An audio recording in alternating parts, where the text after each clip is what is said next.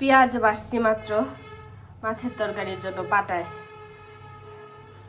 আর এই যে আবার ফিস্টের অবস্থা দেখেন, মানে এত ধরে পেঁয়াজ, কাটলে বাটলে মারাত্মক ধরে।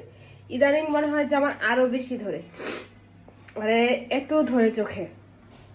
তো ওই দিন আমি ব্লগে বলতেছিলাম যে পেঁয়াজ বাটলে কাটলে আবার হচ্ছে চোখ ধরে, মানে এই অবস্থা খারাপ হয়েছে। পরে একজন বলছে তুমি না আগে ব্লেন্ডার করতা, তাহলে বাটাবাটি করো কেন? বাটাবাটি করতে গেলে তো তোমার কষ্ট বেশি হবে। তো আমি নিজেও জানি না যে কেন এখন আমি সবসময় পাটায় বাটা মশলা মানে করি, মানে যখন রান্না করি তখনই পাটায় বাটি। এখন হচ্ছে যে অনেক দিন যাবত আমি হচ্ছে মশলা স্টক করে রাখি না।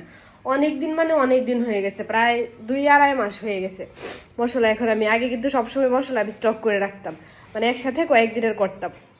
তো এখন অনেক দিন যাবত আমি এটা করি না, যখন রান্না করি তখনই আর কি সাথে সাথে পাটায় বাটি তারপর করি।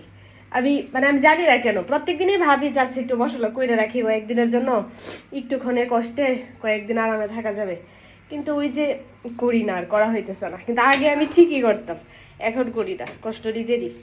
আর তার উপর হচ্ছে আবার সিঙ্কটা তো নিচু না, আমার কিন্তু একদম এরকম ভাবে নিচু হইয়া বাড়তে হয়, সোজা হইয়াও না, নিচু হইয়া। আমার জন্য এটা ক্ষতিও, তাও করি। কেন করি নিজেও জানি না, উত্তর আমার জানা নাই।